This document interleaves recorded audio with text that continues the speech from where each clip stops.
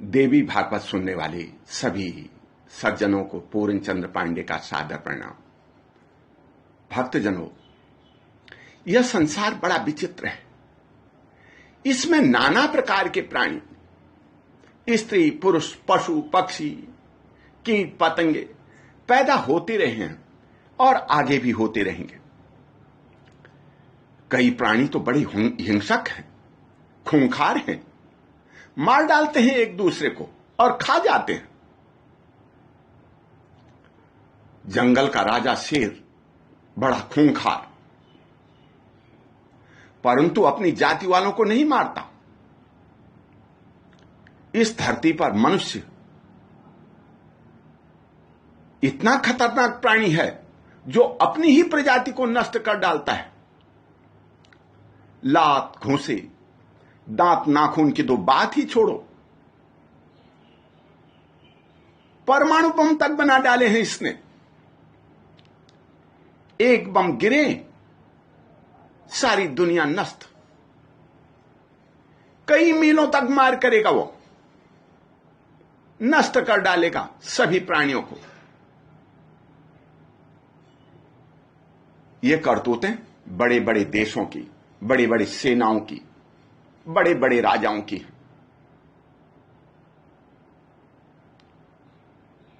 आज नगर में, प्रांत में कई छोटे छोटे राजा भी बन बैठे हैं। एक दूसरे को नीचा दिखाना, असहाय और कमजोर लोगों का हक छीनना, गरीबों से बेकार में मजदूरी कराना, लोगों को बहकाकर अपने पीछे लगा लेना, यह अपना अधिकार समझ बैठे हैं। पराया धन, पराई स्त्री, पराई संपत्ति पर सदा इनकी नजर रहती है। इसी के बल पर यह धनवान कहलाते हैं, राजा बन जाते हैं। मेहनती आदमी रात दिन काम में लगा रहता है, थक जाता है, हार जाता है, बड़ी मुश्किल से परिवार का भरण पोषण कर पाता है। ये राजा लोग सुबह जब उठते हैं सोचने लग जाते हैं, कहां जाऊं, आज किसे फंसाऊं ताकि एकदम माला माल बन जाऊं। लोग भी ऐसे हैं, जो फंसाना जानता है उसी के चक्कर में फंस जाते हैं। कोई कहने वाला तो मिले इनको, अब की बार मैं राजा बनना चाहता हूं, सब मेरा समर्थन करो। धन से, मन से, जैसे हो सकता है वैसे मदद करो। राजा बनते ही मैं तुम्हें माला माल कर दूंगा। मेरे संपर्क में आओगे, मेरी बात मानोगे तो तुम्हारा कोई कुछ भी नहीं बिगाड़ सकेगा।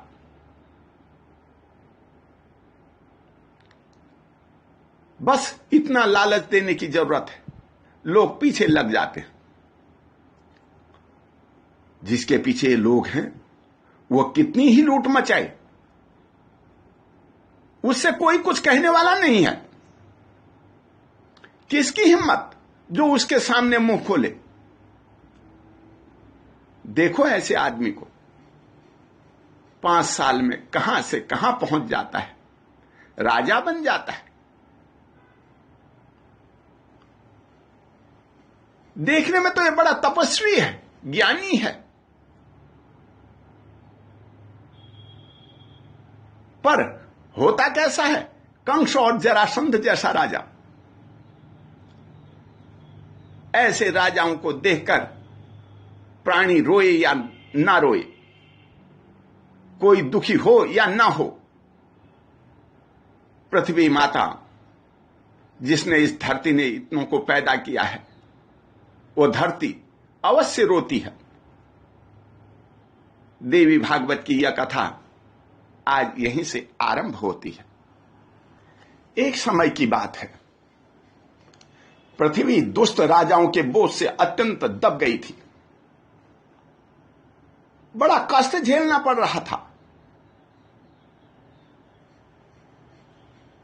वह दीन और भयभीत होकर के गाय का रूप धारण करके आंखों से आंसू बहाती हुई स्वर्ग में पहुंची। इंद्र ने पूछा, हे वसुंधरे, तुम क्यों दुखी हो रही हो? तुम्हें क्या कष्ट है? देवराज इंद्र की बात सुनकर के पृथ्वी बोली, हे देवेश, इस समय दुष्ट राजाओं का भार मेरे लिए असह्य हो गया है। महान पापी जरासंध मगध में राज्य कर रहा है।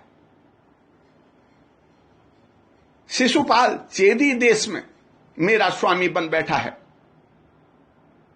प्रतापी काशीराज, कंस, नरकासुर, बकासुर, बड़े बड़े दुराचारी इस धरती पर पैदा हो गए हैं।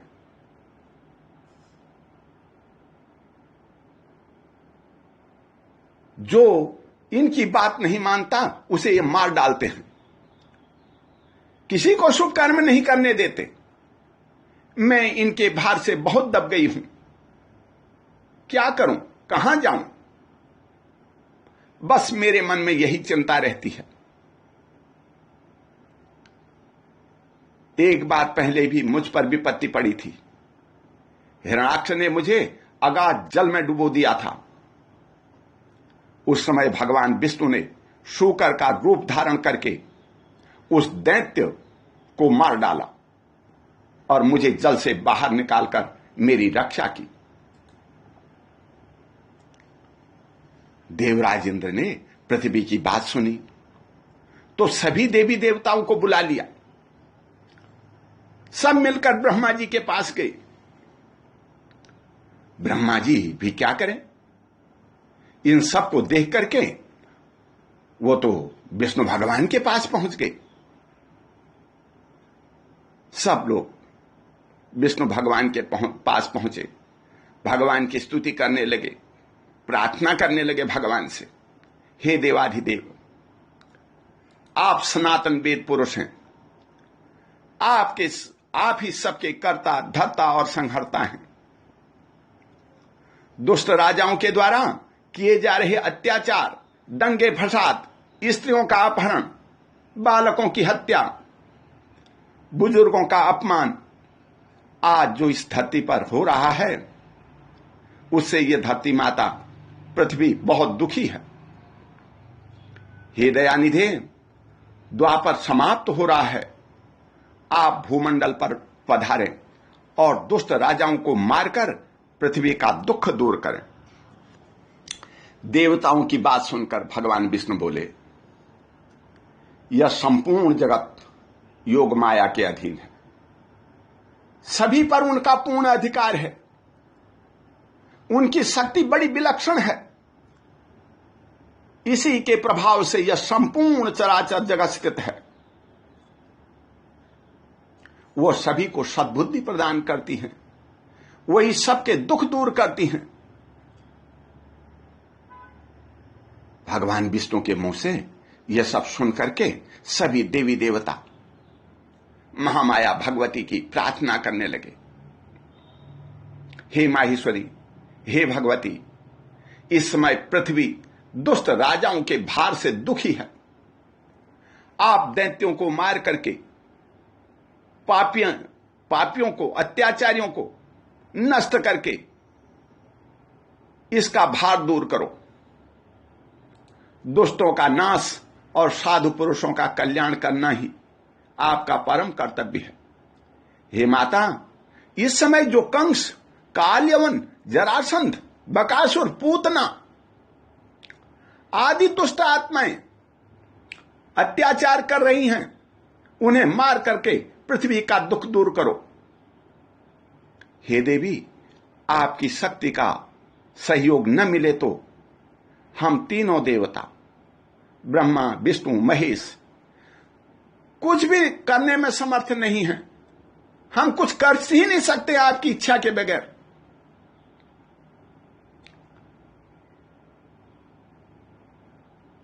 त्रिलोकी की रचना करने में ब्रह्मा जी आपकी इच्छा के बगैर सफल नहीं होते। पालन करने के लिए आपने विष्णु भगवान को बनाया हुआ है, वो भी आपकी इच्छा के बगैर कुछ नहीं कर सकते। रुद्र जी के अंदर भी कोई ऐसी ताकत नहीं है। जो भी हमारे अंदर ताकत शक्ति है वो सब आपकी दी हुई है। हे माता, आप सरस्वती के रूप में ब्रह्मा जी के साथ रह करके सृष्टि के निर्माण में सहायक होती हैं। लक्ष्मी के रूप में विष्णु भगवान के साथ हैं और आदि शक्ति उमा के रूप में शिव के साथ मिलकर के आप त्रिलोकी का कार्य संचालन कर रही हैं। आज यह पृथ्वी अत्यंत व्याकुल है। पृथ्वी ने सोचा था मैं अच्छे प्राणियों को, धर्म को अपने अंदर स्थापित करूं। ऐसे ऐसे प्राणी, ऐसे ऐसे व्यक्ति, ऐसे ऐसे नर नारी हों जो यज्ञ करें, पूजा करें, आपकी स्तुति करें। लेकिन यहां तो सब अत्याचार करने में लगे हुए हैं। इसीलिए मैं बहुत दुखी हो गई हूं। सोचा कुछ था, हो कुछ रहा है।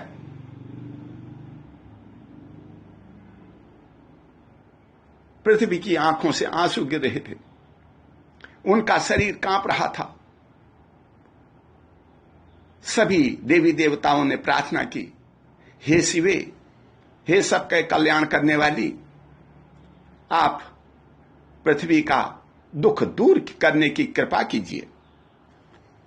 देवताओं की बात सुनकर के देवी ने कहा, हे देवताओं, मैं अंशावतार धारण करूं, इन दुष्टों को मार डालूं, यह विचार तो मेरे मन में पहले ही हो चुका है।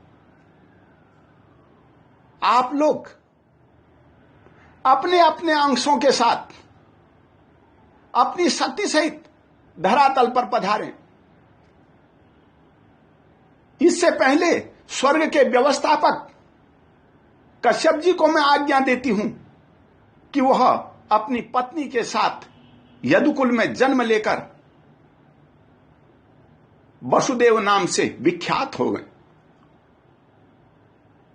इनकी पत्नी देवकी के नाम से प्रसिद्ध होगी।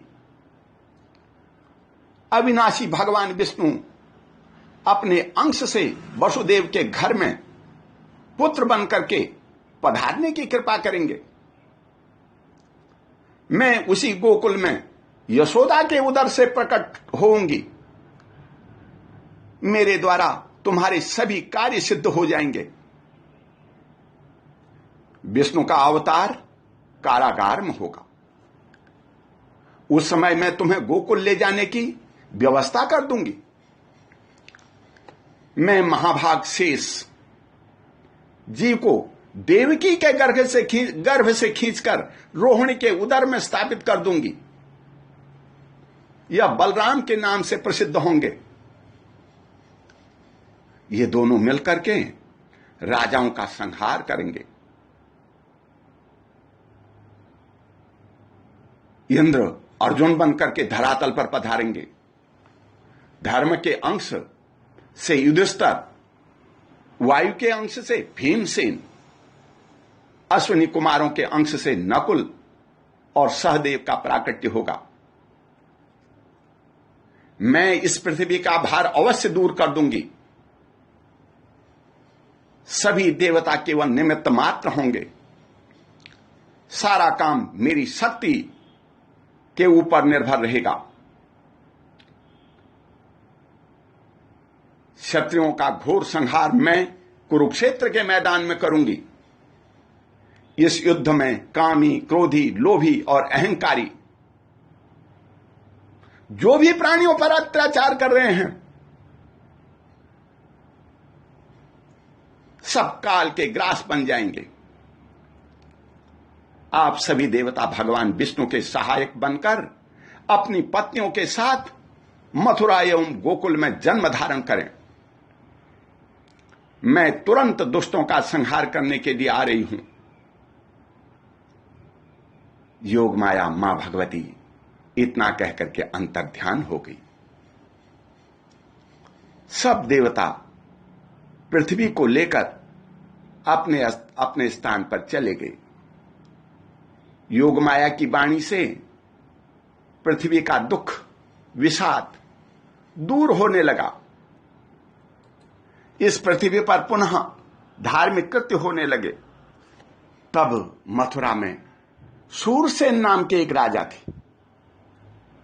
कश्यप जी ने उनके घर में जन्म लिया। वो वसुदेव कहलाए। कश्यप जी की पत्नी अदिति भी जगत में पधारी। देवक के घर में जन्म लेकर के वे देवकी नाम से प्रसिद्ध हुई। देवक ने अपनी पुत्री देवकी का विवाह वसुदेव के साथ कर दिया। विवाह हो जाने पर विदा होते समय आकाशवाणी हुई, हे कंस, इस देवकी का 8वां पुत्र महान शक्तिशाली होगा, उसके हाथ तुम मारे जाओगे। आकाशवाणी सुनकर महापराक्रमी कंस के आश्चर्य की सीमा नहीं रही। वह डर गया, चिंतित हो गया।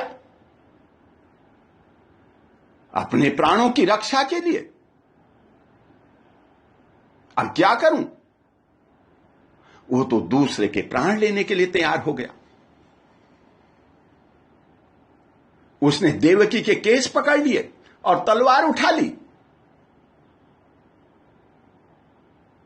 मां भगवती की ऐसी कृपा हुई, महामाया का ऐसा प्रताप कि देवकी तो बच गई और दुष्टों के विनाश की लीला आरंभ हो गई। भगवान की यह कथा प्राचीन हो या आज के समय की हो, जो भी तलवार उठाता है, अत्याचार करता है, चाहे वो बड़ा राजा हो या गली मोहल्ले का राजा हो, जो भी प्राणियों को दुख देता है, सताता है, उनका हक छीनता है, डींगे हाँकता है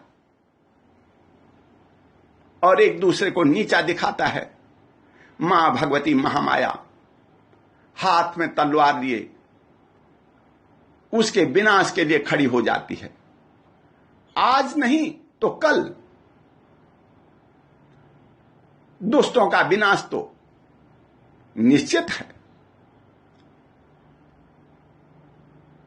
इसलिए आप सभी भक्तजन मां भगवती के स्वरूप को पहचानिए, जानिए और सत्कर्मों में लगिए। न्याय अवश्य होता है। मां भगवती अपने भक्तों का पूर्ण रूप से ध्यान रखती है और उनको सहारा देती है और आगे बढ़ाती है। इसी के साथ ओम शांति। बोल जगत्यां ज्योता वाली माता तेरी सदा ही जय।